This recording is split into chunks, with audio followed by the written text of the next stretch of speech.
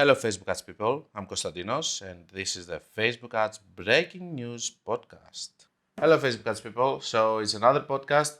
I'm really happy because I'm seeing that you really like the podcasts. I can see from the downloads, I can see from the views on YouTube and everything that you really like them. I see also that you are sending me a lot of questions from time to time, and today we have a lot of those.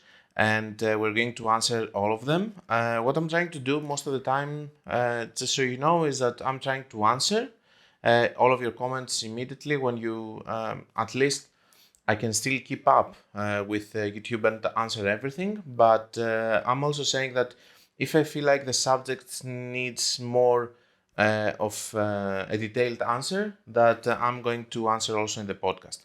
Now, I have a main topic today that I want to touch, but then I compiled a lot of different questions, so I will try to cover it as fast as I can. This is one of the few times that I'm going to say that this podcast most probably is going to be a big one. Instead of all the other times that I say, I hope that it's not going to be 2 hours long, but there's a lot of things that we need to discuss. So today's topic is all about broad targeting and why do you need it. If you want to talk a little bit about what is happening in this period on Facebook ads, I can tell you that I can see that my ads are improving. I'm having better results across accounts, and I'm actually very happy for that. And I have some other things which are related to this period, which I'm going to show you with print screens, like funding opportunity that Facebook is having right now. So you might want to reach out and see if you can also take it. So stay tuned, and let's start with the main topic so that we can get it out of the way and then move to the other things. So the main topic today is about broad targeting. Why do we need broad targeting with our Facebook ads? So I want to refer a little bit to TikTok. So TikTok right now is having a new algorithm, which is having some interests which are not super specific. They're super general, like shopping or whatever. And everybody is talking about low CPMs and stuff.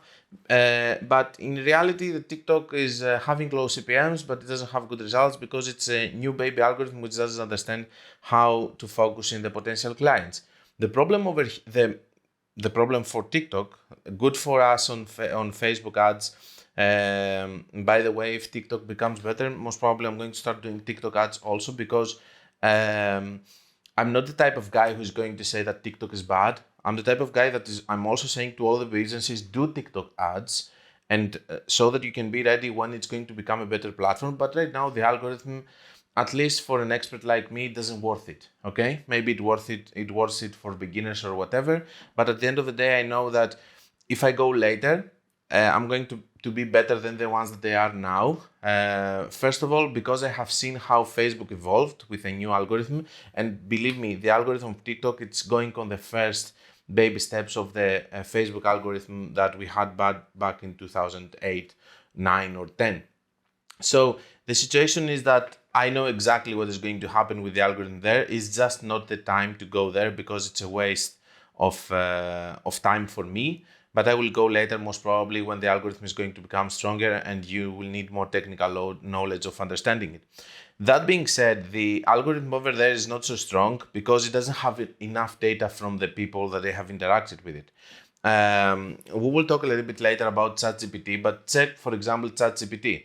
The version that we had on November, it was much worse from a version that we had a little bit later on December, which everybody talks about now. And the situation is that the more you interact with an algorithm, the better it becomes. So the same is happening with TikTok, that it understands what the people want, what they buy, and so on. So it will become better and better and better. But here on Facebook, we have an algorithm which is actually very good already. It has all of the interests that we can use, that they're not taken from third parties or whatever. They're being generated inside the platform based on what people like or don't like. And also, we have the broad targeting. Now, I said it multiple times. Broad targeting is the ultimate goal of each account. And broad targeting is the one that is going to help you a lot to scale your accounts, because you are going to be able to target much bigger audiences, you're going to keep them for longer, you're going to be able to scale, but you cannot use it immediately. This is the issue. I just had a conversation with one of my good fellow clients, and we were discussing about they're already in the United Kingdom and they're doing an expansion in Australia. And he asked me, so he told me that our audience, for example, in the United Kingdom is women 25 plus up to 64 only, and we don't target men because we find that the cost per acquisition is 4 times more. So when we went to Australia, what I did is I did with a new pixel, of course, because we said that when you go to different areas, you need to do different pixels for different demographics. So what I did is I did interests in order to start, not broad targeting immediately, because most of the business owners, they tend to make one mistake. They think that because this thing happened in the United Kingdom, the same thing is going to happen in Australia. Well, let me tell you that this is not the case. So I did interest targeting, and I did in the interest targeting 1865 because it's a new pixel, women and men. So we started from 0.2, 0.3, we continue having results, and now we're at the point that we are on 1.2 ROAS, okay? And we're going to keep trying to make it better and better. How? Well, I have realized by breaking down the results, because we have now this tool again, the breakdown of results, I have realized that they are wrong. In Australia, the cost per acquisition for men and women is exactly the same, but the algorithm is spending more money on the women. Okay, point taken. What am I going to do? I'm going to do, in this case, a broad targeting women, and I'm going to break down also the ages, and I'm going to be able to also do the ages that I have seen that they have the better results and the most spending. That way I know that I'm right, but I'm not speculating from the beginning in order to do my broad targeting. I'm just doing this based on data and the breakdown of results. This is why the breakdown of results was important, and I was very sad when it was removed after the iOS 14.5 changes. So not only for that, but also because of the fact that I wasn't able to prove to Facebook representatives that automatic placement is a joke. But anyway, let's not start with that. So broad is something that you should always look as your end goal of your account. It's going to help you scale. It's going to help you, especially with the way that we use it with the crazy method. And we have done another podcast about the crazy method, which apparently you liked a lot. It's one of my most viewed podcasts. And you have the broad targeting, you have the crazy method, you can use them together, and with the optimization, if you master it, you will be fine. But the broad targeting is also very important, because I have seen that after the iOS changes, before the iOS changes basically, we had first of all more interests, that a lot of them have been removed. We have niches that we cannot target with any interest, so we need to go to lookalikes or to broad targeting, like the Christian niche that we mention a lot of times here. Guess why? Because they have clients on it. Then we have the situation that even in interests, we cannot go anymore to audiences like 1, 2 million, 3 million. It's very small. We have to go to much bigger interests in order for us to have campaigns. Even for the crazy method, you need broader so that you can scale. As I mentioned several times, the crazy method is a scaling method. It's not a method for to begin your ads. So the situation is that instead of, if you're not able to use interests, okay, you can use lookalikes. But even in the lookalikes, we're using now stacked lookalikes, which I explained in the previous podcast, I believe. In the previous, about lookalikes, or two before. Maybe two before. What did we talk about in the previous one? Scaling. Anyway. I think it was, anyway. So the situation is that you have lookalikes and you are trying to do stacked lookalikes. Why? Because we need broader audiences. And then it goes to the point that you say, okay, let me just do broad, just by breaking down my results, seeing the demographics. But even before breaking the results, you could do it immediately by just following the money, by just seeing where your ads are spending when they are profitable. And this is what it brought the situation of us saying after the iOS 14.5 that smaller audiences don't work anymore because of the loss of data, of course. And we have to focus more on broad targeting, because broad targeting is going to help us a lot to scale and actually being able to have sales. And of course, all of that means that we are also focusing a lot on letting Facebook do the best thing that it knows to do, optimizing based on the sales that it has. And also we have our pixels, and the APIs, which are getting trained to the ideal avatar of our clients. So in a broad audience, it's easier for them to find someone if they're trained enough. Now, as I said, broad targeting, very important. You need to do it, but I disagree with the consolidation method of doing it with just one ad. I like the crazy method. I like the crazy method broad targeting. I'm showing you accounts here in this channel that they show again and again how crazy method is working with broad, and I think that it's less risky when you do it. That being said, that's all I had about the broad targeting, and this is why I believe that everybody should use it. By the way, I was one of the few people that I was using broad targeting before iOS changes, because I had the crazy method even back at that point and I was able to actually manage it. But back in these days, people were just targeting with interest and lookalikes, and they were never doing broad targeting. It was considered crazy. And this is one of the reasons that it was named crazy method and stuff, because people were telling me crazy, but let me tell you that it was working flawlessly even on that period. But on that period, I had the luxury of actually going and closing campaigns and not campaigns, ad sets in the first 24 hours. Which brings me to my next topic, which is I will try, because I have a lot of things to say, to go a little bit fast forward today, just to cover everything. The second thing, and imagine having more things to say and being able to make this video 30 minutes. That would be amazing.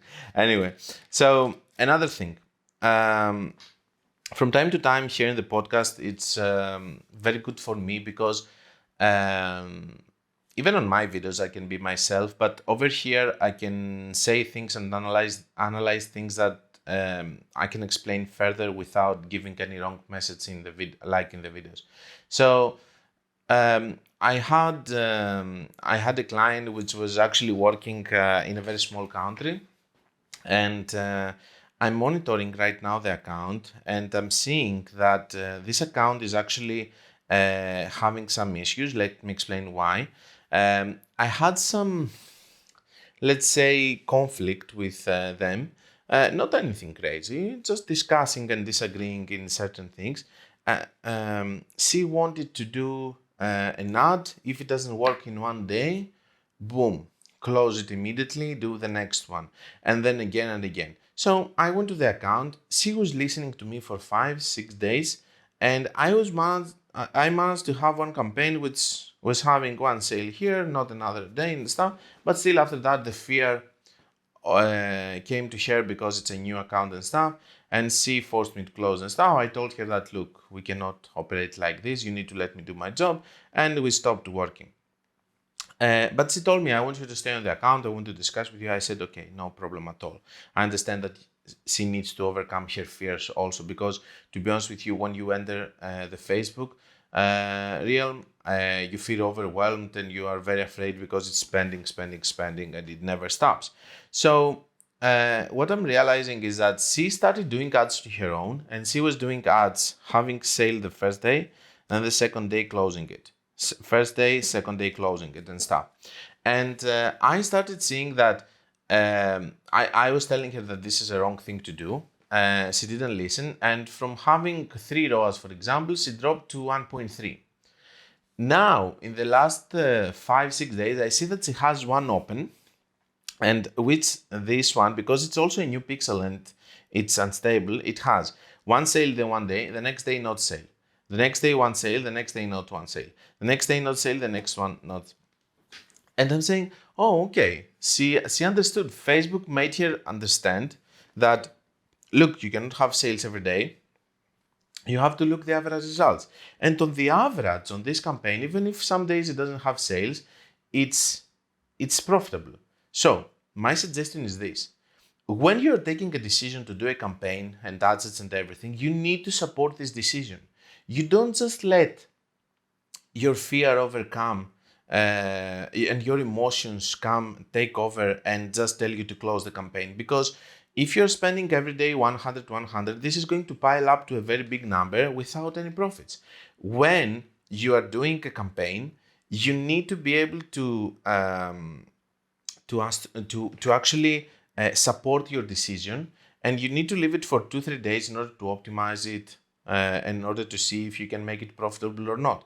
Because if you don't do that, it doesn't make any sense. And let me tell you that even back before iOS, you could kill adsets back in 24 hours, but now you have also delayed reporting and all of that, and it's a problematic situation. I know that it's not so easy for you to be patient, but I'm telling you this story so that you can understand that she made more, she made her ROAS worse by doing that instead of improving that. And now she's having one ad set that's having this, but I'm sure that if this ad set is going to have 2 bad days, for example, of not having sales, is going to close it. And maybe this ad set would have after that for 3 consistent days sales, or it had a delayed reporting, for example, for 2 days that it wasn't reporting on the ads. So my suggestion is don't touch the ads so fast. Support your decision. If you take a decision to do broad target, blah, blah, blah, support it.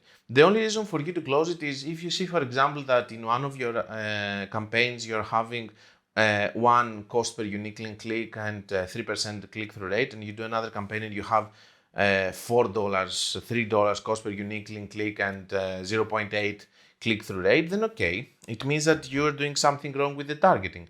But other than that, you have to go like this, and support your decision. Don't close them. Only if you see that something is wrong with your targeting, something is wrong with your cost per click and stuff, and you're sending much more expensive traffic. Now, in some podcasts, away, I think I mentioned about a situation about a loophole about a banned ad account. To be honest with you, I'm fed up. I don't have any banned accounts right now with people that I'm working with. I'm really fed up with all the messages from people sending me, because apparently that they think that I have a magical solution for them. And I know that by doing this now and sharing this story, most probably there are going to be people that they're going to send me a message about their banned account. Let me tell you that I can do nothing about it. This is an exceptional situation, and I will explain to you what happened and how we took this account back. But don't send me messages. It's not about the money. Don't ask to give me any money about it and stuff. I can do nothing about it. Okay? Let me tell you how it went with this. Remember, I told you one story about one account that was banned, and the person that was the second admin on the ad account, it didn't have 2-factor authenticator. So after that, they also restricted her account, and she got demoted to an employee position. So it was a banned admin access account, and her account that went to employee status. But after she did the 2-factor authenticator, basically she was still on employed access, and the other account that was admin and was the only one that could reinstate her to admin access was banned, so they couldn't do that. And it was an endless loop of this person that was actually paying the invoices and everything, not even having access to the credit card or the invoice on the billing section. So what I did is that all of these years, and again, don't send me anything about I'm blocking your accounts. I can do nothing about it. So I have some cooperations with some Facebook reps, and this is for me one of the main reasons that you need to talk with the Facebook reps. The Facebook rep of this ad account, I told her that look, we have this problem. We need to solve it, because the customer support was always saying that if you want to ask for the other account, which is the admin, to reinstate you and so on. So the situation is that I talked with a Facebook rep and I told her, look, you have to do something about that account. It cannot continue like this. Let me tell you how the story went so that you can have a very clear idea. This Facebook rep went, a very good person. She went and she put a ticket and said, okay, this account has this problem, please review it, we have to solve it, and so on. This happened 2 months ago, guys. 2 months ago. And then there was some messages from one Facebook rep called Antonia, if I remember, and I will tell you why I'm mentioning the names. It was Antonia, and she was saying, okay, I'm going to handle this situation, and blah, blah, blah. Go there, do this and that, send me an image, send me a video. I'm doing all of that, I'm sending, and then she just disappears.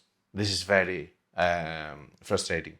Then another person comes, I think his name was Blake, and he says, okay, I need this information. I told him, look, I have done this process all over again. Take these emails that I sent with Antonia, and this is all the situation, blah, blah. Don't ask me again the stupid information just because you are following a template. Of course, in a polite way, because, you have to be polite. And then this guy says, okay, and he disappears. Then we have another guy which is coming. I think his name was Jake. He was sending a message every week saying, and I'm having here one of them. It says, hi, the name of the Facebook rep, because the Facebook rep opened the ticket. Hope you're well. We just wanted to reach back out to you with another brief update on this matter. You say, okay, I'm going to hear something important. At the moment, we're currently still awaiting another response from our internal team, as they are currently still investigating the issue for the client. As soon as they reach back to us, back out to us with, we will send you another update.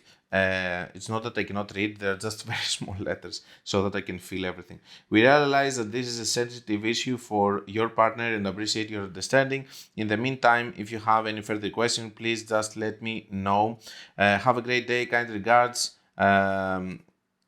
His name is Matthew, is another guy after Jake. MetaPro team, Meta support to learn more about supporting your business, blah, blah, visit this and that and that. So it was always the same template answer, which was coming again every week. So we haven't got any answer, blah, blah.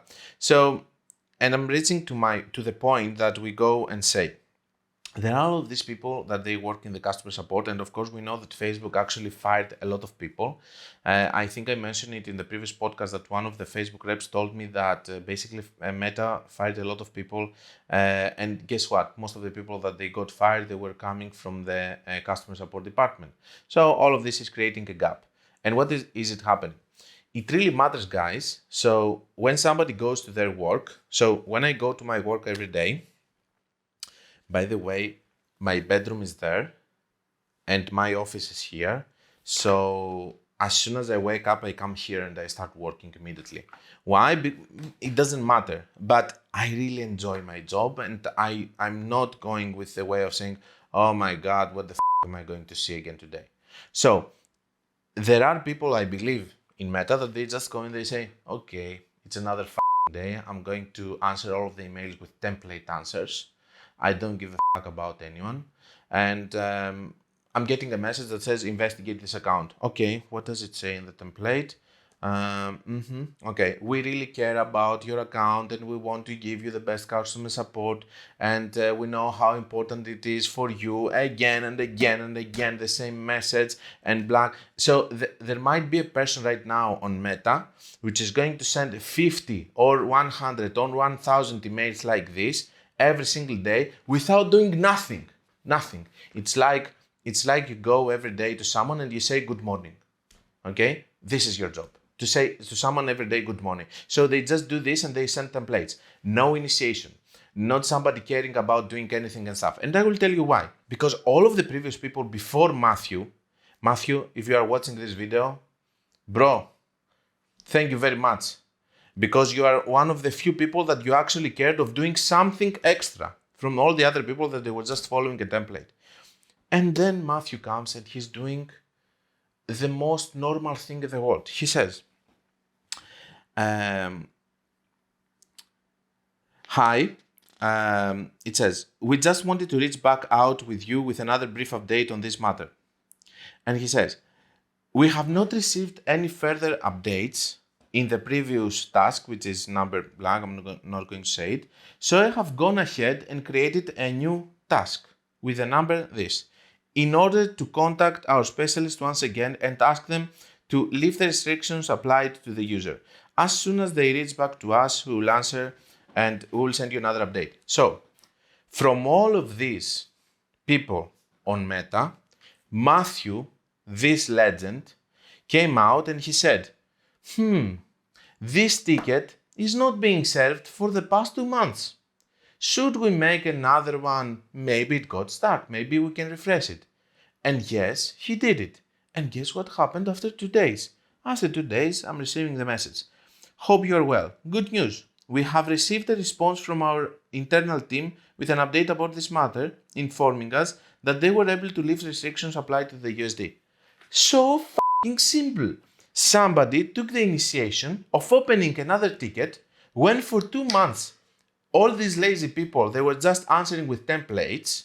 Somebody took one initiation and it saved one account from a ban that happened for no reason. Actually, there was no reason on the ban. It was just a restriction on the period that we were having all these hacks on the accounts during December, I believe, in the big after Black Friday, when a lot of accounts got hacked. And another thing that I want to point out here is this. If you check in the previous email, he says, in order to contact our specialists once again and ask them to lift the restrictions. He's not mentioning over here to investigate the account. I believe that if Matthew went and he was saying like, guys, this is a ticket that I opened for the previous ticket, investigate this account about that. He's saying that he sent a message saying, lift the restrictions. And I believe that another lazy person that came from Meta, all of this speculation, by the way, maybe I'm wrong not for Matthew, Matthew is perfect, for the other guy. Maybe the other guy was also another clever person that was working for Meta. He came and he saw, most probably I believe he came and he saw lift restrictions. Okay, lift restrictions. Without even checking. Because this is what they're doing in Facebook. They're just seeing this. Whatever is something that needs extra initiation and stuff, everybody's afraid of doing it. For me, this is a very bad structure of actually having leaders or people that are going to be supervisors in teams so that they can take this kind of decisions. And of course, if you fire a lot of people, you are missing a lot of that. But I believe that Facebook right now is having a major issue of lazy people working for it, that they have to be fired, all of them. And they have to be replaced. And I know that it's not okay for me to say for people to fight, but all of these motherfuckers deserve it over there. Because they are just going there and they have banned so many, not them, they are not unbanning accounts when they should be banned, okay? Not to mention that I have right now in my Instagram one motherfucker, I don't know from where he is, who is pretending that he is me and he's asking money from other people, and they have sent 12 million tickets to Facebook trying to tell them that this is a fake account and they need to do something about it, and they do nothing about it. So the customer support right now on Facebook is zero. And there are just some good people over there that they're just good enough to actually do their work, like Matthew or the other guy who unbanned the account. So I'm not understanding this. So Matthew is more clever than other people. No, he's not lazy. That's the issue over here. Okay, maybe he's more clever. I don't know. Even if I've never met Matthew, I have very good feelings about him. I don't know. The situation is this. I believe that right now, even Google has fired a lot of people after Twitter and Elon Musk. I believe that in these very big major corporations, after some point, there are just some people that you go to the office and you watch a guy over there in the corner and you say, what the is his job? What is he doing every day? You know, you have this kind of people that they're just like ghosts in this company, that they do nothing. How do I know it? I used to work in corporate businesses where we had people that we couldn't understand what is their job. And most of the times in all of the departments, it's just 1 or 2 people that are actually doing all of the work and all the others are just sitting there. So that's the situation. What can we take out of this? A lot of things. First of all, if you are working in a business and you are working, by the way, this account got banned because one Facebook page got restricted.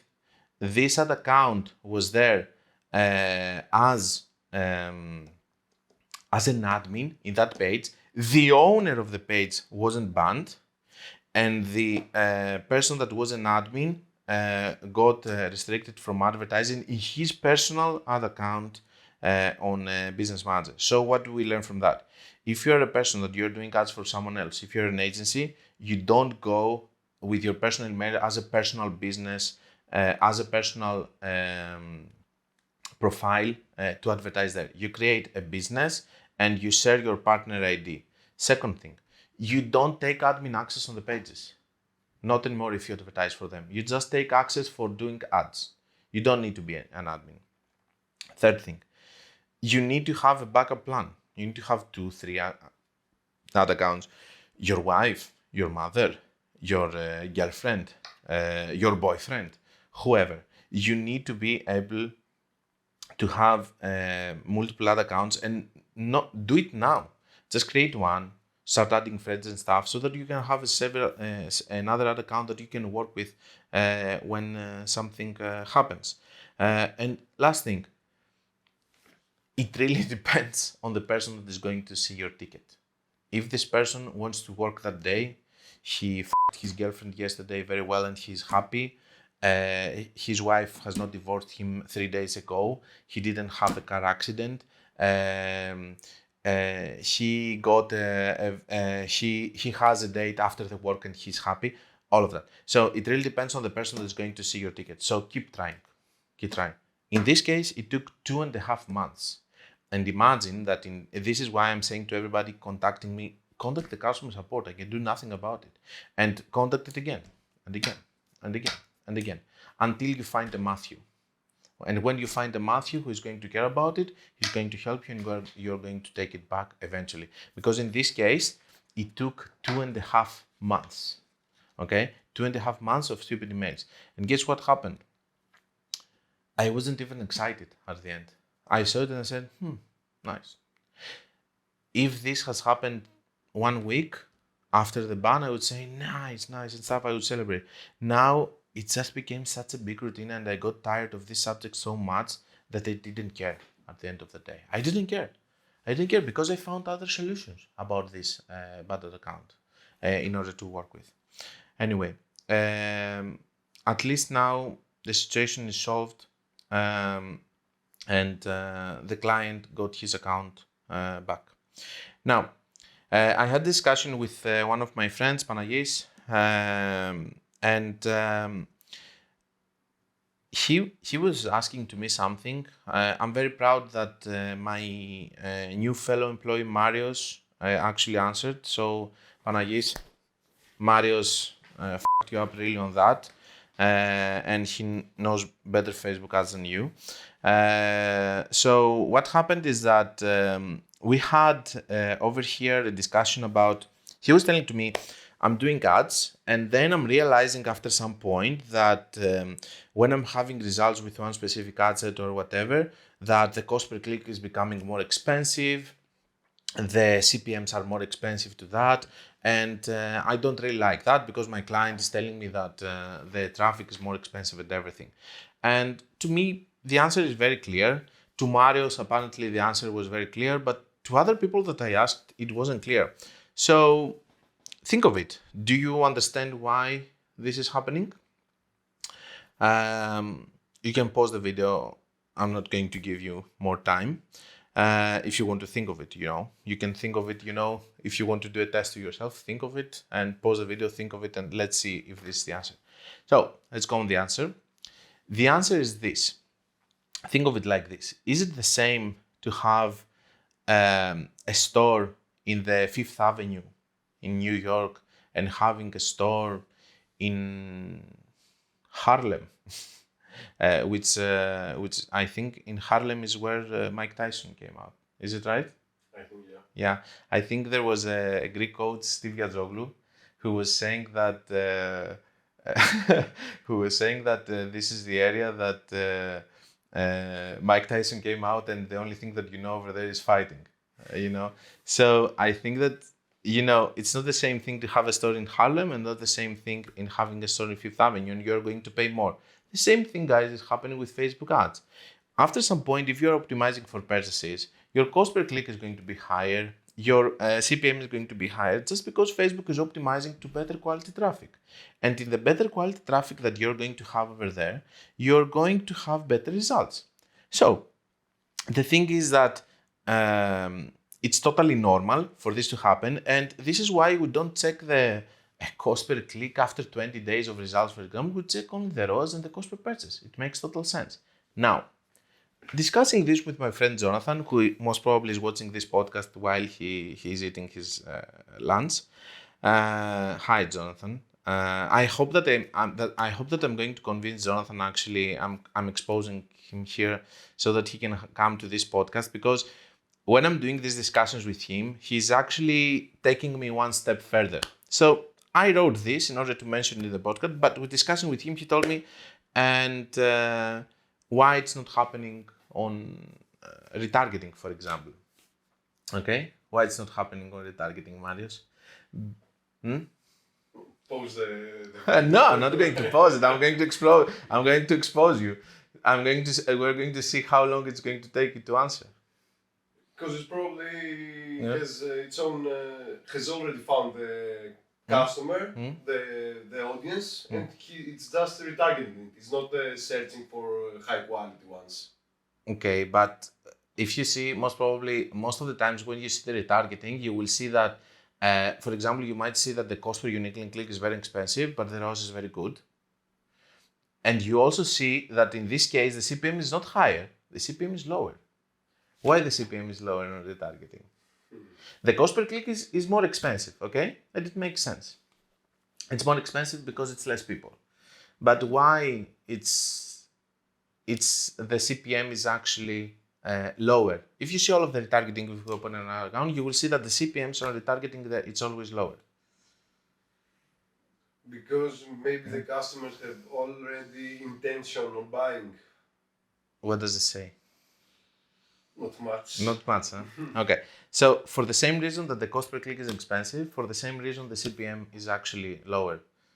Okay? Because you have a very small pool. You have a very small pool of people that all of them are actually over there as intended customers. Okay? Do you understand it?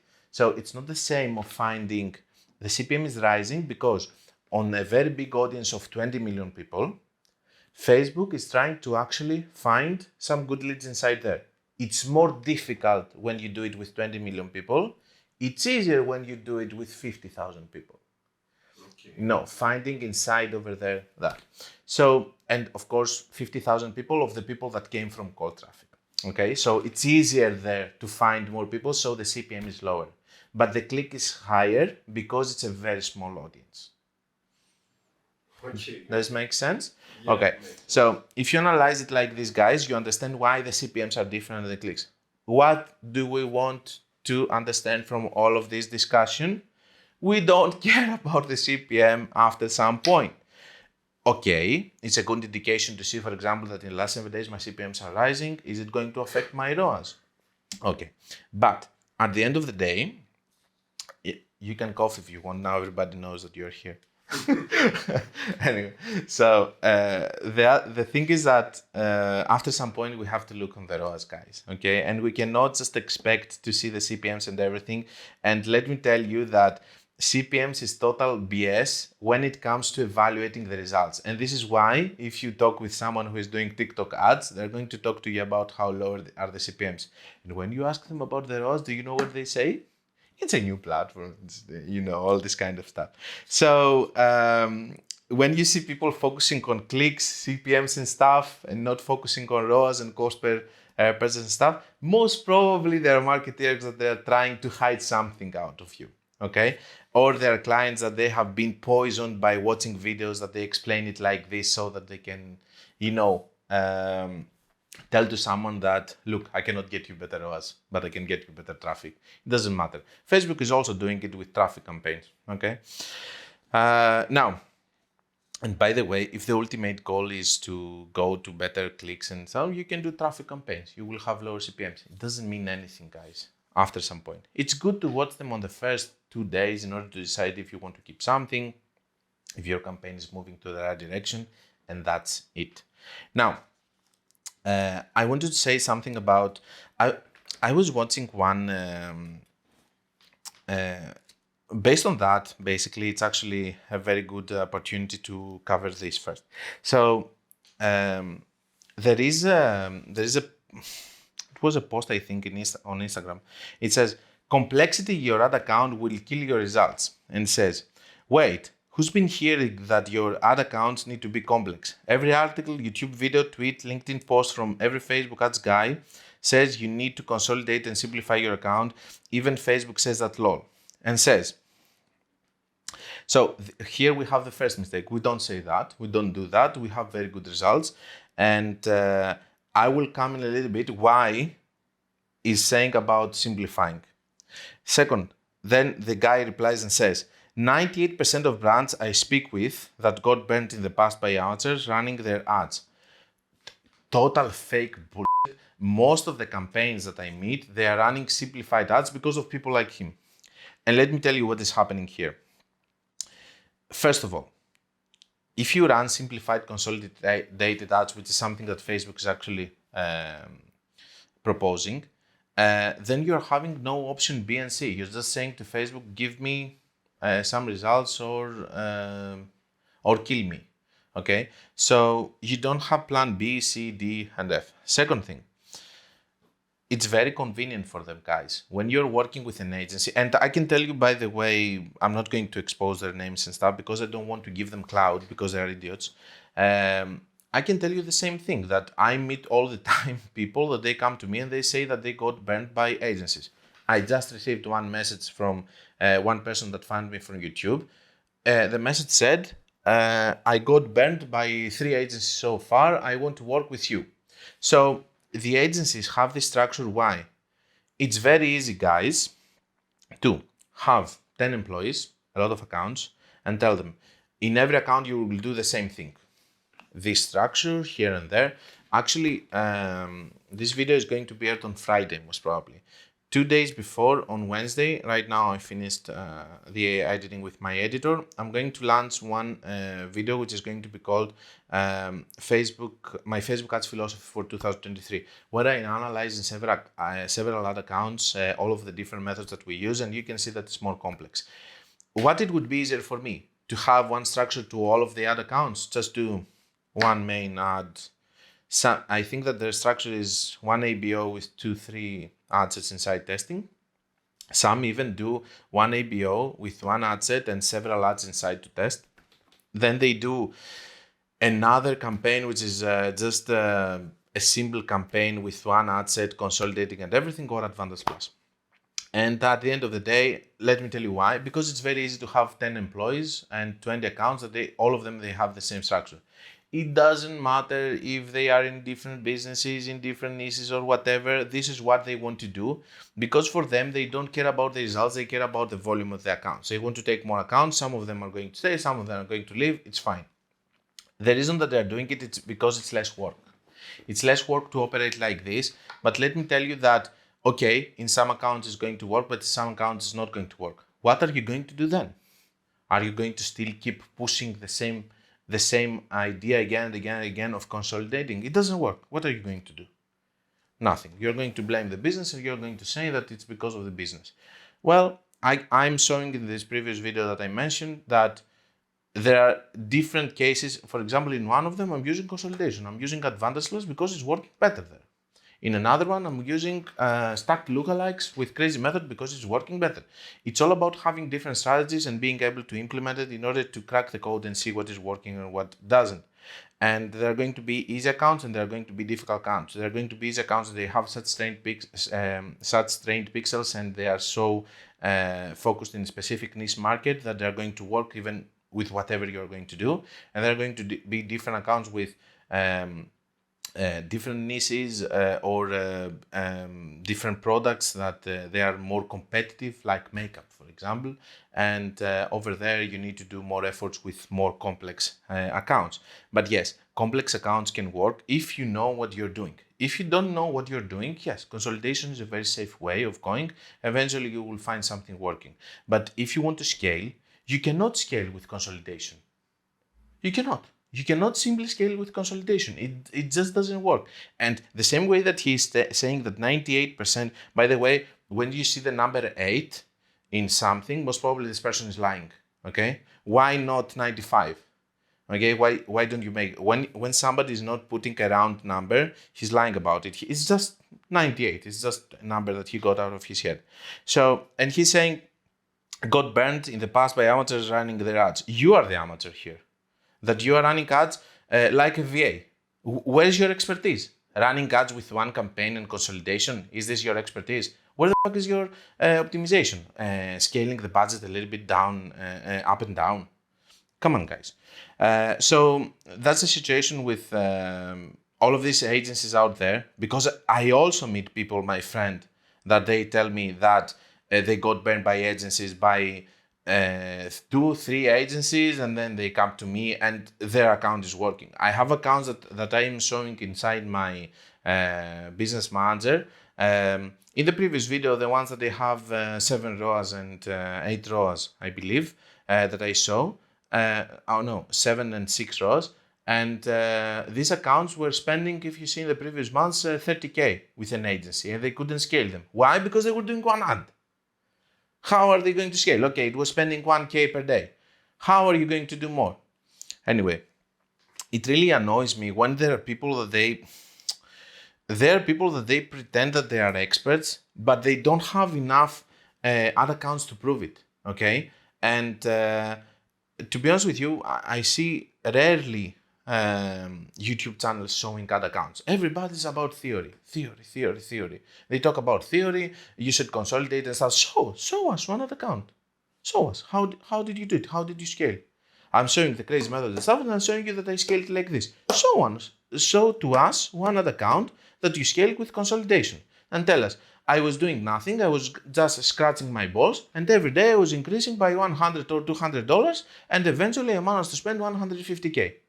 I would love to see something like this. I have never seen it. Okay? Unless if we have such a strong account which is going to do it, but I highly doubt it. Anyway, just try to do some work, okay, guys? I'm not going to pretend that Anyway, I'm not going to tell you how many hours per day I'm working, but don't try to make millions by just working 1 hour per day. It doesn't make any sense. Now, to whoever is going to listen and to whoever is just a hustler that wants to, make money without doing anything or just delegating the job to someone else because they think that they are smarter than the others. Now, let's go to another thing. I was watching one of these guys. He was making a post and he was talking about how ChatGPT is never going to replace the copywriters and all of that. The way that he was talking, it was you could smell like a wolf the fear that he had, okay? And he was so afraid of ChatGPT. He was saying inside his head, we're f***ed up.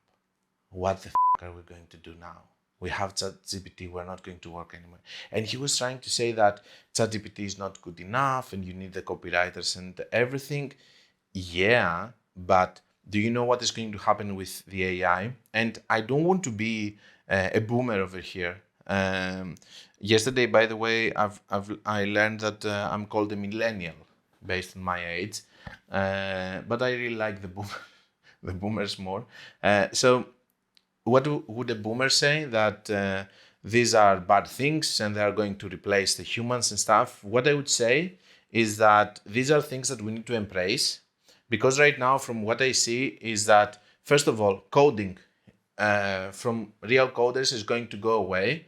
Do you know what is going to happen? You're going to have coders that they create good AIs that are going to create good code. So the game now is going to be transitioning to whoever is going to have the best AI. And we need to actually be the people that we're going to focus on the AI because the AI is coming here. Now, all of these people that they are afraid of AI, they are these people that they're just doing tasks that everybody can do, and they're not experts. Because the way that I see it is this: am I afraid that an AI is going to come and do better Facebook ads than me? No.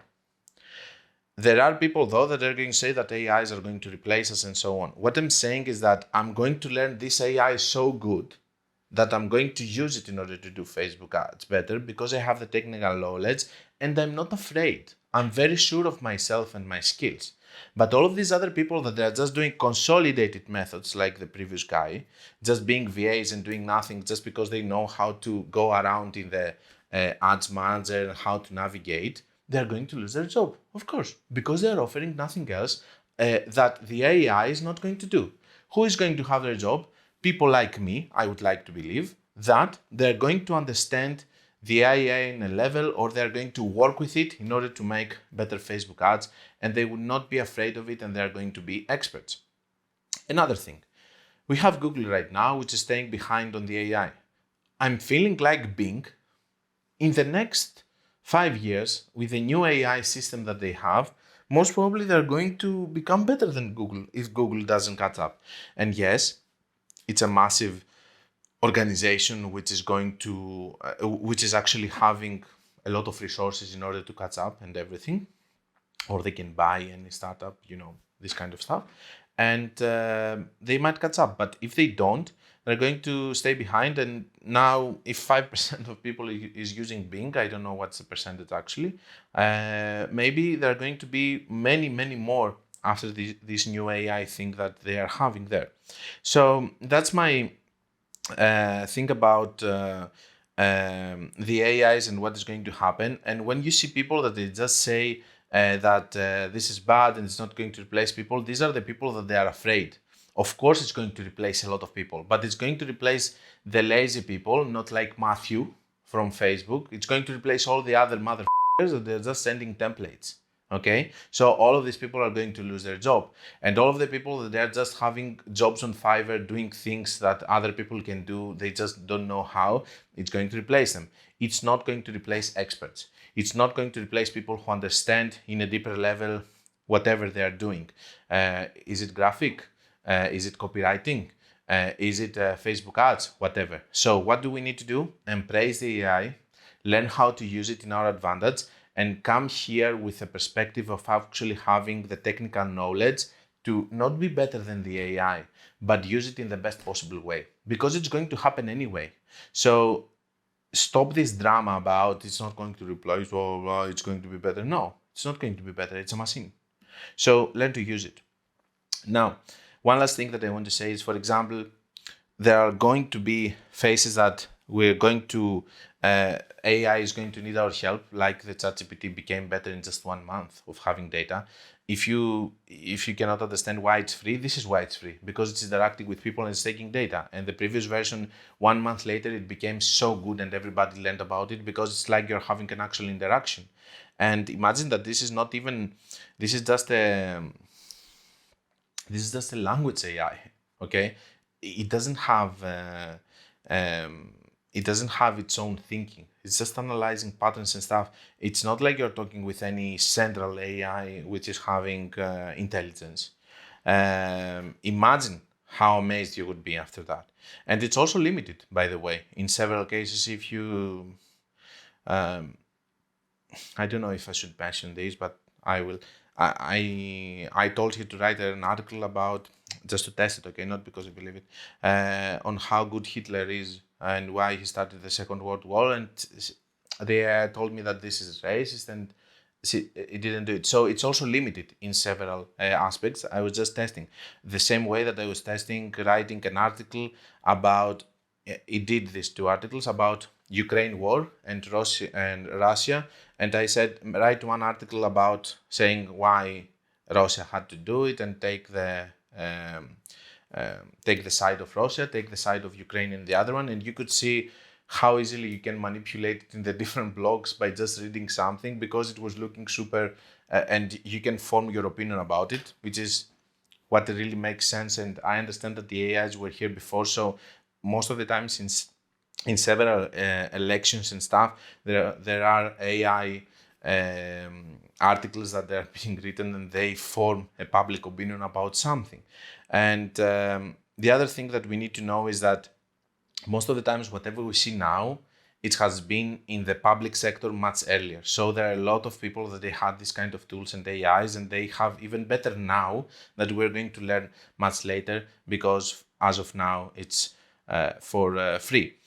Last thing, today I was optimizing one Advantage Plus with Marios, which is also optimizing based on an algorithm, and it had one ad account, one ad over there, which spent 1,600 with 0.04 ROAS, and 1,600 spent per day in the whole Advantage Plus, 28 ads. And the leading ad with 700 spent, it had 0.04 ROAS. So even the algorithm can do mistakes. Okay, so I close this as I proposed to my Advantage Plus campaigns. I close this, and I started the optimization so that it can focus in another leading ad over there, because apparently Facebook algorithm made a mistake there. It wasn't bringing good ROAS. It was just bringing bad ROAS. So I had to intervene. This is what we will do for the first period. Then they're going to learn, they're going to take over. But I think that with Facebook it's going to be much more difficult, because we have so many different niches and ROAS and stuff. It's going to take time. But if we realize that it took only 1 month from a city version of ChatGPT to go to a very good version in just 1 month, just by interacting with people, imagine how fast that would be. Now, let's go to questions. I have one question here that it says, before we go to questions, I want to mention about one funding opportunity that we have over here. Basically, I got this message about one of my clients, and we're going to do it. It's a funding opportunity for 10K. You just need to be an account that it's targeting United States. And most of the times, I think it's about businesses that they have several business assets inside. So I'm reaching out because of this company is eligible to participate in Business Asset Group Alpha Test. So what do you do with that? Is that if you have several ad accounts and different pages and stuff, it's the Business Asset Group that you have on the left side. I think it's below People and Partners. And over there you can group the ad account with the correct page, with the correct Instagram account, the correct pics and stuff, and make them a business asset group that has all of them. And then you can give access to different employees. It's actually a better way of you, when you have one business with several ad accounts and everything, to group them together for the different businesses or stores that you have. So they just want you to go there, and what are we testing is the Facebook for Business and Commerce team is planning to run an alpha, a business asset group, on new page experiences. So it's not only that, they want you to test that, they want you also to go from classic page to new page experience, which is how the new pages are looking now. They try to make them from classic pages to new page experience. To be honest with you, I don't like the new page experience. Maybe I'm a boomer on that because I'm used to the previous one, but I really don't like it, to be honest with you. But it has nothing else.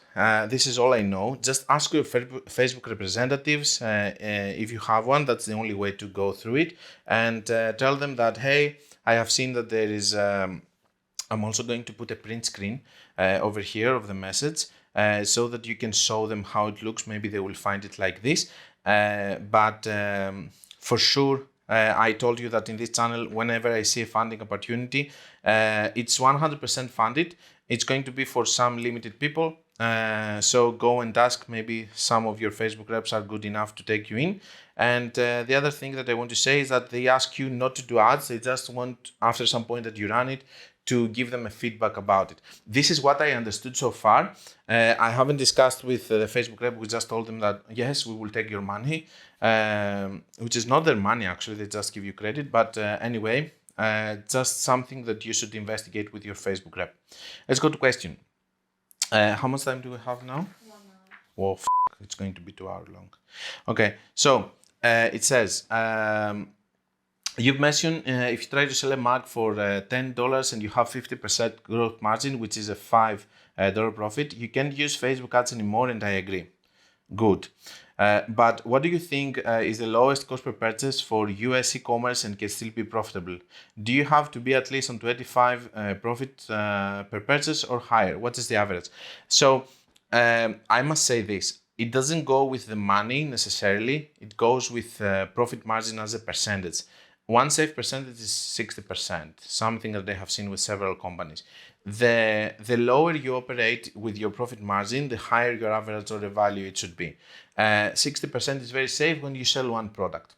When you are trying to sell several products and stuff, you can have higher average order value, and you can have lower profit margins. At the end of the day, as I said, Facebook doesn't care on how much money it spends on giving you one client, and if this client is going to spend 1 million into your store, it's going to spend $5 on the store. For them, Facebook says, I gave you a client.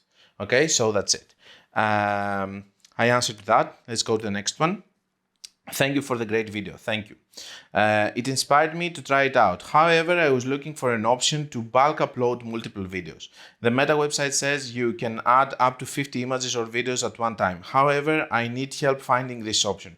I can only upload one video at a time and copy that ad. Would you happen to know how to upload multiple videos at once without a catalog? Do you know it? You don't know it, huh? No. So what Facebook is referring here is very simple, guys. I wouldn't suggest you to do it because I can tell you that it's it's going to bug your browser if you do it, especially with videos. I don't know what kind of connection you have. I have 100 gigabytes here. But even if I have 1 tera, I believe that the browser is going to crash, and it crashed. When you go and you create dynamic videos, you don't have to upload one by one. You can pick a lot of them. So when you pick upload, it uploads them. The problem is that the more you pick, the more it's crashing your browser. So there's no option like audiences that you can upload audiences. There's no an option to go in any place and just upload videos and images in somewhere on Facebook. There is a content area over there, but it doesn't work like that. Just drag and drop them. Yeah, you can just go, and most probably this person cannot actually upload them because he is going to a single ad without using the dynamic creative option. Yeah. When you're using the dynamic creative option, when you go to upload, it lets you to upload a lot of them together.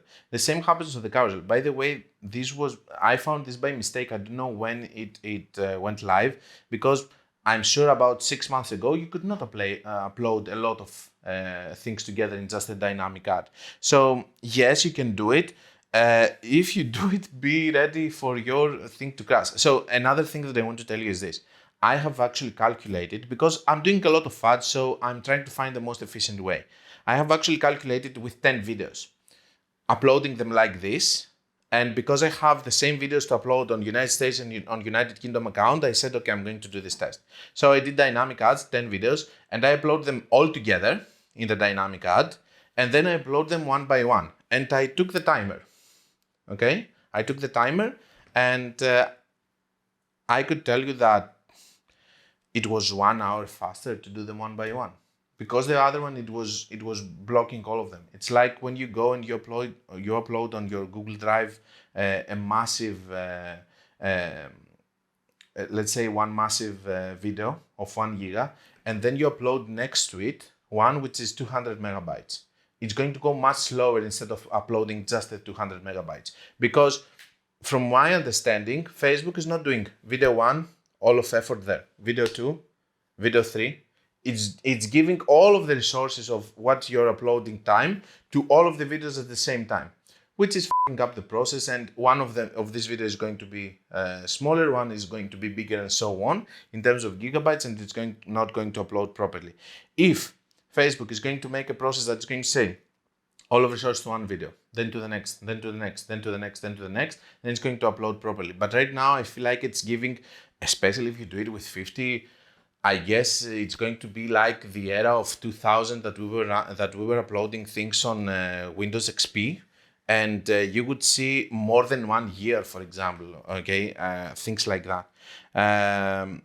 But I can tell you that you should not do it like this. Do them one by one. It's faster, 100% faster. Then let's go to the next one. Thanks for the vid. I'm new to.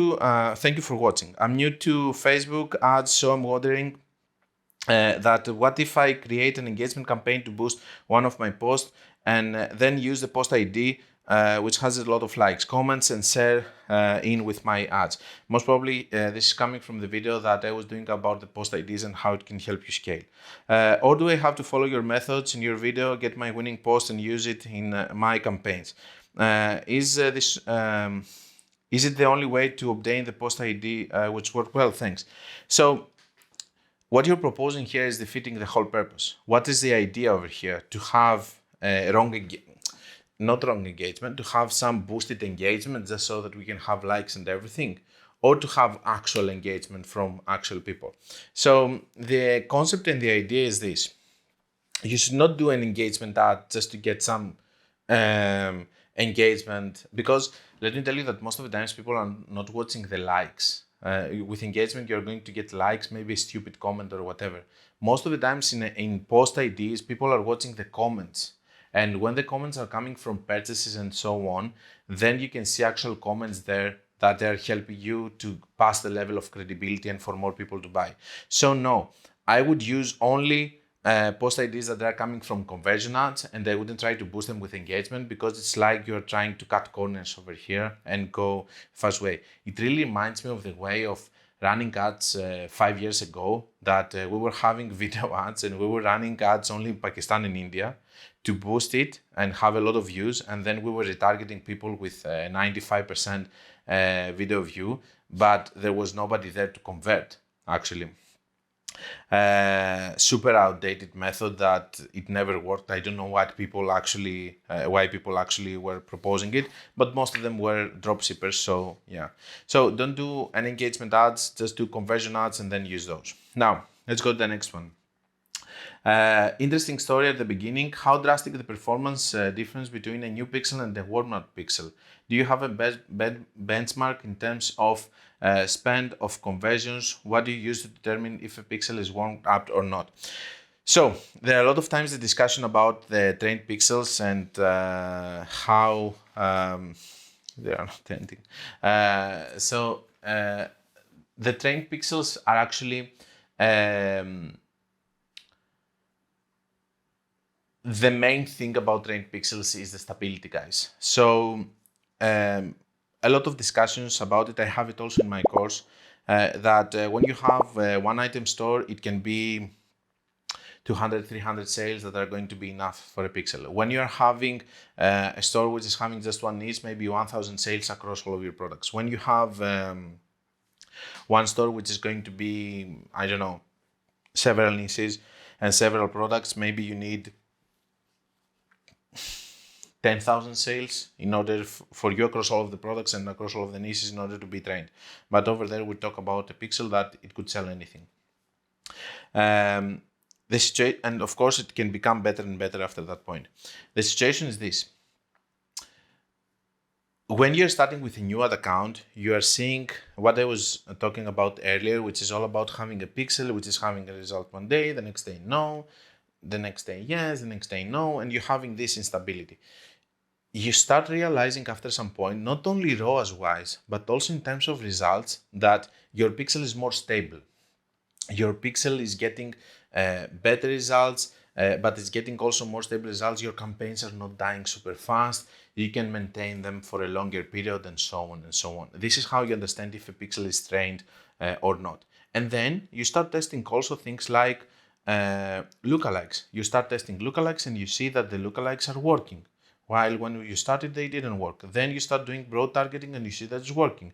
And this is how you define how a pixel is trained or how it's not trained. Basically, it's the feeling that you have after some point that, yeah, I can count on my pixel. I can do broad targeting. I'm not afraid of doing broad targeting because I know that it can find right people. And I can feel that I'm not doing it, but let's say I can leave my ads unattended for one day. Nothing strange is going to happen about it. So we have this situation of all of this feeling that, yeah, I can trust my pixel. Yeah, my campaigns are not dying so fast. I can keep them for longer. I can optimize them in a CBO campaign and they are going to perform well after that. All of that means that you are having a trained pixel. And yes, the difference can be huge, ROAS wise, and it can be huge because imagine that with an untrained pixel, you cannot do broad targeting. You're just trying to find ideal customers. With a trained pixel, you can do whatever you want, actually, okay? And a trained pixel also forgives mistakes. If you make mistakes, you can easily overcome them. If you have a bad day just because Facebook is having a bad day, with a trained pixel, you can overcome it. And let's say that you have 2 bad days because of something happening with Facebook. Your campaigns are going to die with an untrained pixel. With a trained pixel, they're going to recover, or some of them are going to survive, whatever. Also, let's say that you make one campaign, you're scaling a little bit, and you're seeing a drop on ROAS. With a trained pixel, if you lower the ROAS, if you lower the spending, maybe you will see that they're recovering. With an untrained pixel, it's gone. You have to start all over again. Now, this is why we propose the crazy method. Another guy, Johnny here. Great video, just one question to clarify. I have 4 images and 4 videos. I should run one Advantage Plus with the 4 videos and one separate Advantage Plus with the 4 images. Thank you for the great content. Thank you for watching. So, Johnny, most of the times we say that we want to run separately images and videos, especially in Advantage Plus. Because in Advantage Plus, in comparison to CBO, Advantage Plus are focusing mostly in one creative. The problem is that, and it's unfair because, okay, in a CBO, you might go over it and you might run them together, but still I don't suggest it. The main reason is this. The initial point that Facebook is going to have in order to optimize your campaign is that it's going to take immediately the engagement. So the engagement is the first critical thing that Facebook is going to see in order to understand if your creative is good or bad. And what is going to happen is that they are going to see if somebody is engaging with your ads or not, and they're going to define if it makes sense to spend more money to it. The algorithm is going to do it, not Facebook. And basically with videos, it's much easier for this to happen because when you scroll down, the autoplay is actually an engagement. While in image, you have to click or share or whatever. I was discussing with Mario Series about why then catalogs are doing better because it's a carousel, and the carousel, everybody's playing with that. This is an engagement when you play to see the different images. But with video, it's even better from carousel because at the end of the day, you can have one autoplay over there, which is considered engagement anyway, even 1 second of somebody watching. So I would separate them.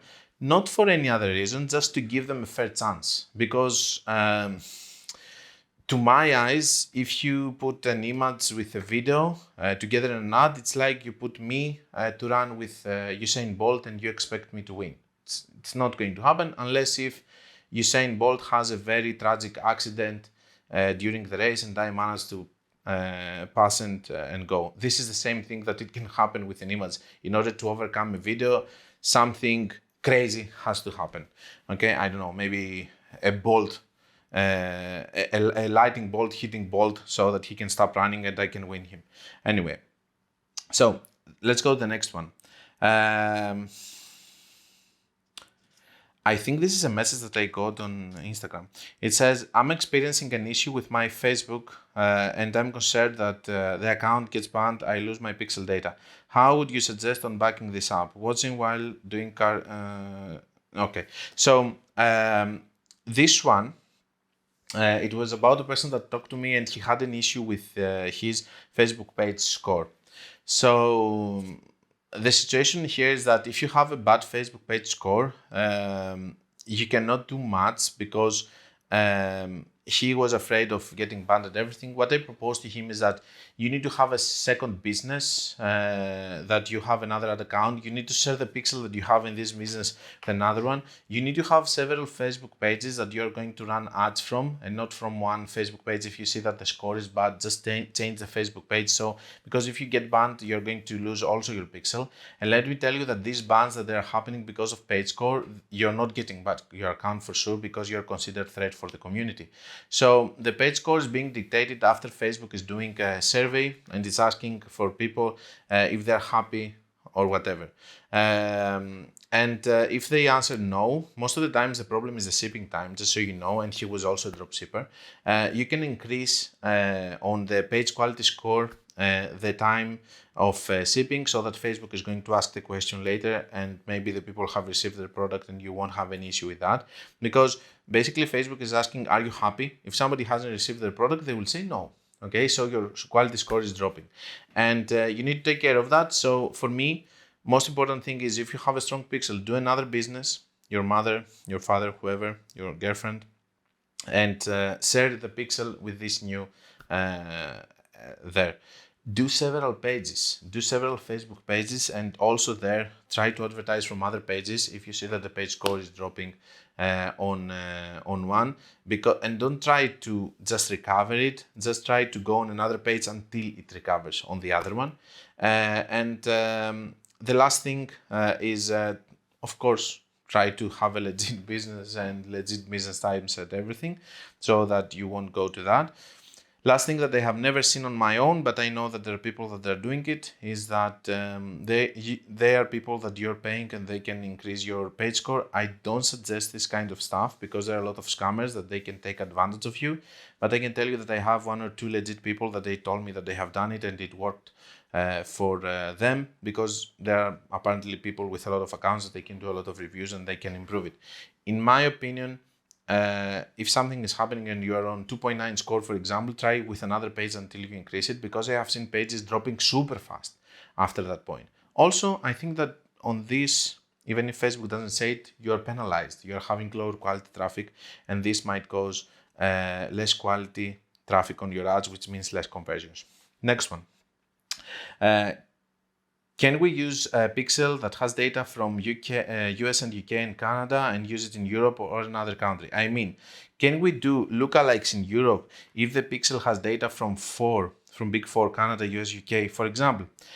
Now, the demographics on the different countries are completely different, and you should be careful with that. How do we know it? First of all, we know that the different ad accounts and the different pixels, they have completely different results when you use them to other ad accounts. Okay, so this is why we suggest to have different pixels for the different countries. Now, if you want to start from somewhere, what you could do is this.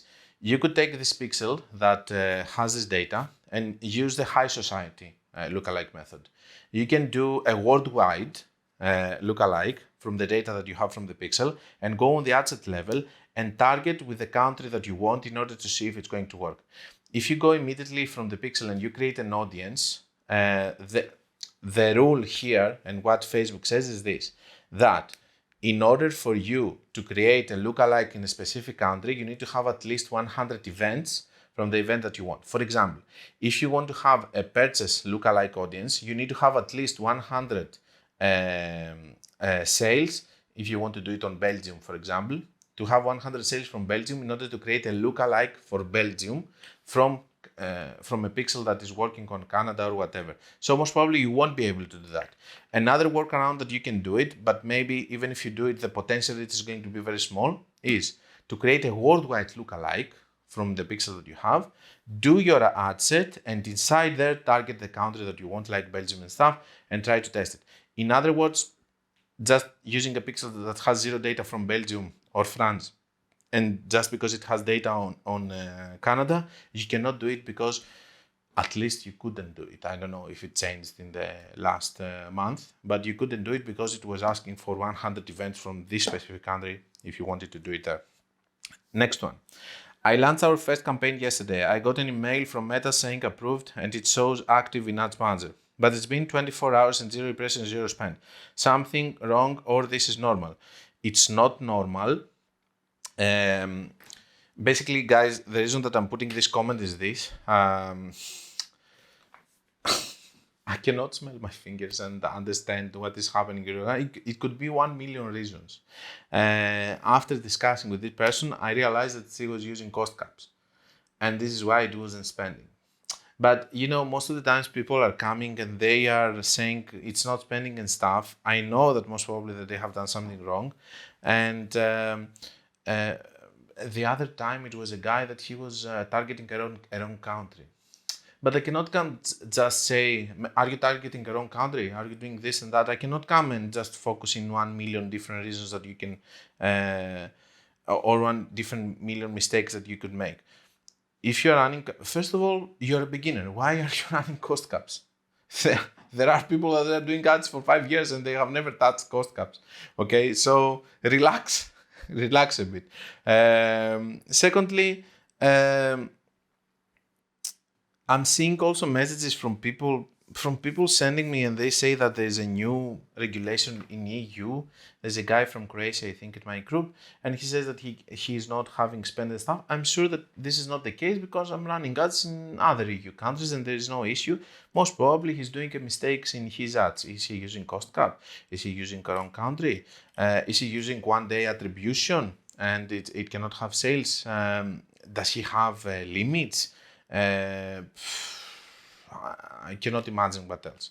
But it can be 1 million reasons, seriously, guys. Another thing. Quote Facebook. Pausing your... okay. Now, I have also one short that I made, and I'm saying that you should not close your ads for the weekend. If you are having bad results, and I was referring to one of my clients saying that they have a problem with their CRM and that they told me that we should close the ads because for 8 hours the CRM wasn't going to work. And I said, no, we're not going to close the ads because we're not going to lose all the optimization for 8 hours, just soak the damage. And the same thing is the discussion that I'm having with some people that they say, I don't like weekends, I want to close my ads and open them again and everything happening. And I have the example that I say that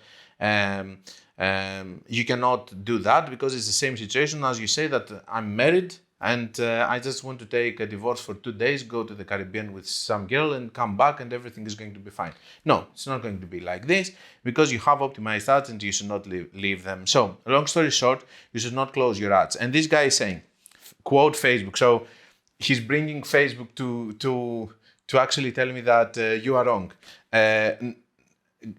I don't want to mention here, Herman, that I don't follow 90% of what Facebook says, and believe me, it's going super well for me. So it says, pausing your ad set for 7 days or longer. The ad set renders the learning phase once you unpause the ad set. No reoptimization of ad set if you only pause for 2 days on the weekend. Total BS. Total BS. I don't care if Facebook says that you can leave it, you can close it for 20 days and then open it. Do you know what I know? That I'm stupid enough that sometimes some clients convince me to do it and it f***ed up all of my results. Okay, this is what I know. And there's no way that you can convince me, no way, because it f***ed up campaigns that I was optimizing for months. Okay, and then I couldn't recover. So it's not going to happen. And let me tell you that if you do it, eventually in the long term, you're going to lose because yes, it's actually resetting your ads. Okay, and the same thing, by the way, it's happening if you have a declined payment. You have a declined payment, it says that it's pausing your ads. Well, it's punishing you for 1 month or whatever and giving you very bad results. Okay, so closing your ads here and there and just opening them again, it's going to cause a very big issue and most probably you're going to have lower ROAS and you're going to lose all of your optimization. In theory, when you close or you don't close, it says pause, but you close it, you turn it off. When this is happening, it's keeping all the data because it's 7 days attribution. So if you open it 3 days later, it still has the day. It still has the data of the last 7 days. Okay, but let me tell you that it's not working like this. And when you do this on weekends,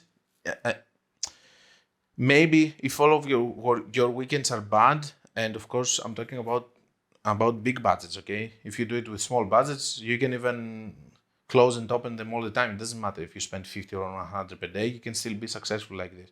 But I'm talking about accounts, guys, that you're spending 3, 4, 5K per day. You cannot just close the ads and open them all over again. You have stacked up good campaigns in order to get there. And in smaller budget, I don't know, maybe do whatever you want. It doesn't matter. It's a small game. But in the other ones, I can tell you that it's going to fuck up all of your results. And even if it doesn't fuck up all of your campaigns, it's going to fuck up all of your progress. Now, last question, and no, it's not the last question. Another one. I have 5 ad sets in a campaign, and under CBO, the spends are distributed unfairly. One ad set gets disproportionately high allocation, or one ad set gets no spend. In such situations, since Meta hasn't spent enough on other ad sets, we can't assume that they are bad. Also, it gets expensive to keep waiting for Meta to spend on another ad set to see their worth. So I switch such campaigns to ABO to test ad sets and use winning ad sets in CBO. I'm able to use CBO only in crazy methods, similar ad sets, so I'm not bothered performance of the ad set with less spend. So I think you're missing the point over here, and I think that you don't know how to optimize CBO campaigns. Let me tell you. I told you, by the way, that I will answer to you. Sadly, you have to watch 1 hour or something in order to understand.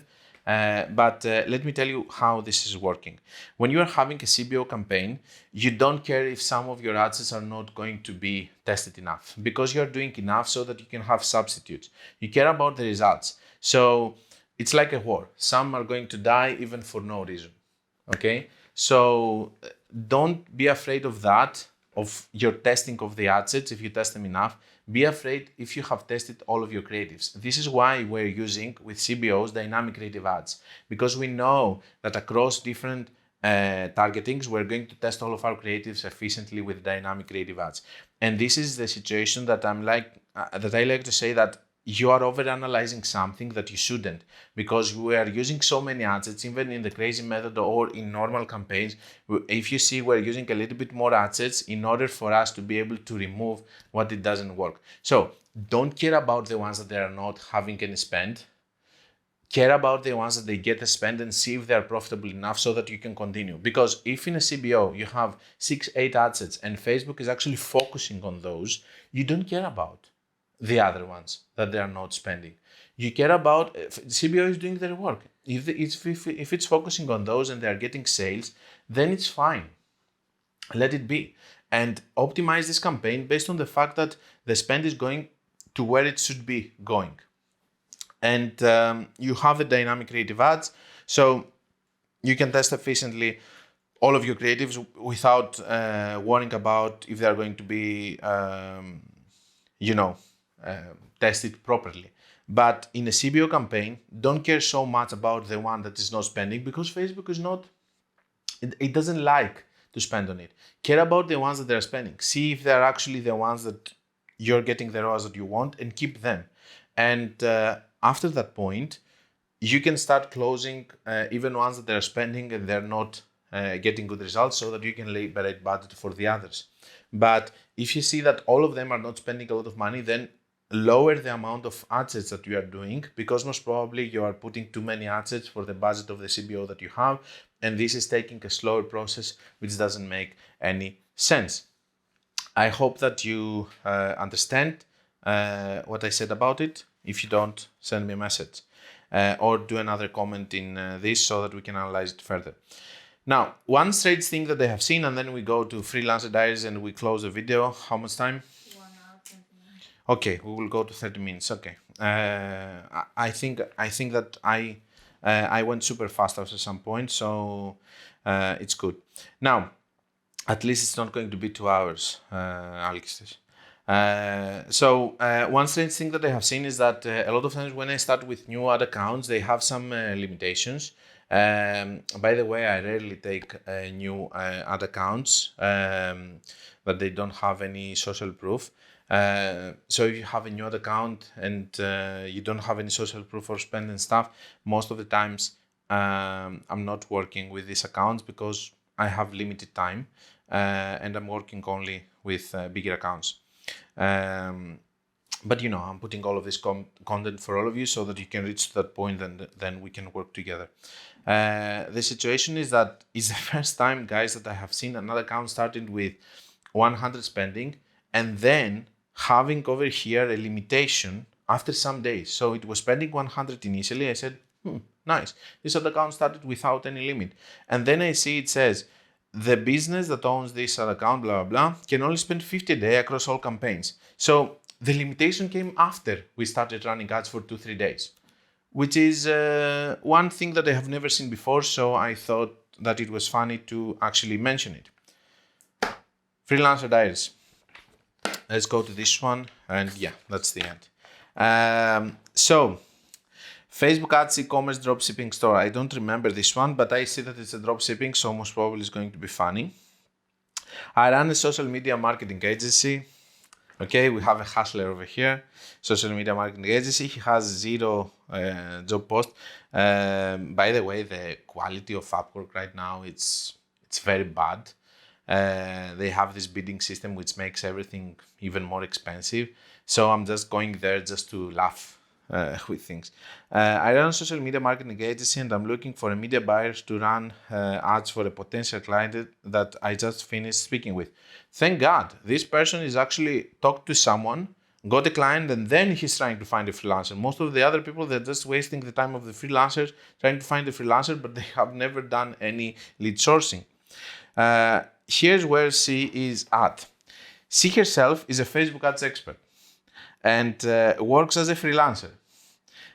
So this Facebook ads expert is going to hire someone. So I don't know how expert she is, but let's see.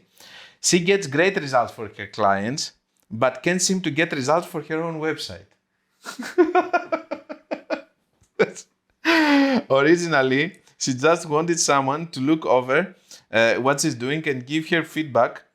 Basically, what she's doing for other clients, she wants for someone else to do it for her own account, okay?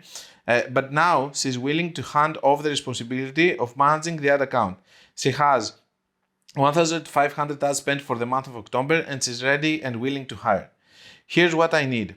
I need some, most probably this agency owner, he started to recruit here and then he said, I want somebody to do my ads. Do you imagine? Do you imagine something like this happening? So basically going there to hire her to do the ads for the clients, but then she said, "But I have my own ads that I want to run, and I cannot do them on my own and stuff." And then he said, "Okay, I'm going to hire someone else to do it." I need someone who can start on this project and get paid 400 USD for the month of October. I need someone that has proven results and can take her 1,500 spending and get at least 10 ROAS. 10 ROAS. Obviously, at that point, we would renegotiate the rate. I charge here because the ad spend would be higher, at which point you would get paid more. Do not apply if you have not already gotten 10x ROAS, okay, with at least 1,000 spent. Okay, so please include screenshots, and he wants to see screenshots and stuff. And by the way, if you're somebody who is getting 10 ROAS with 1,000 spent, whatever, which is not so difficult, by the way, in some accounts it can happen easily. I have other accounts that you can do it. Why get paid $400? Doesn't make any sense. Anyway, the funny part on this is that I get only one concept, Miles, here, which is that for example, if I wanted to run ads for my, not for leads, but let's say for the course, if I wanted to run ads, because I'm not focusing so much on the course right now, it's a very good course, but I'm not focusing on running any ads.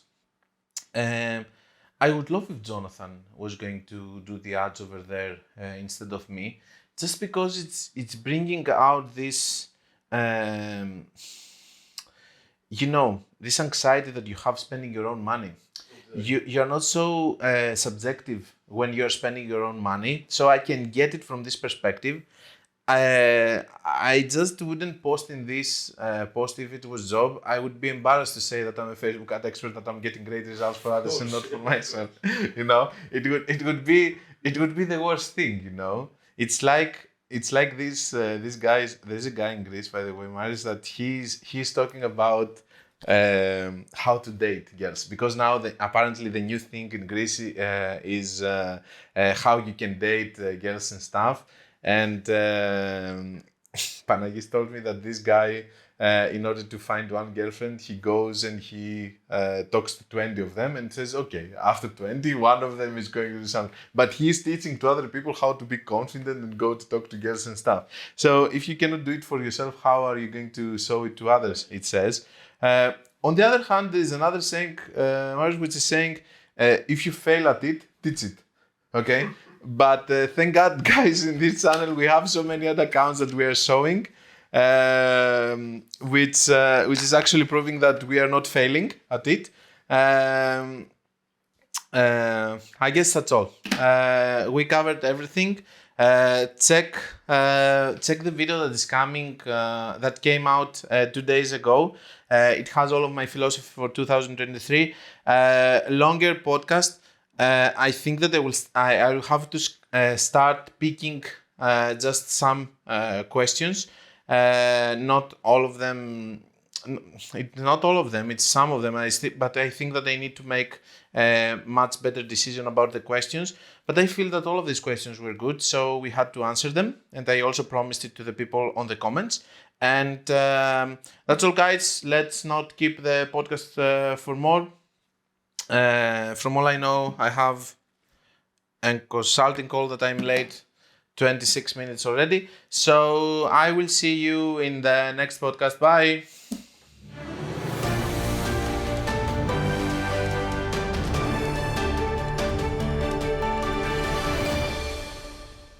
This was the Facebook Ads Breaking News Podcast.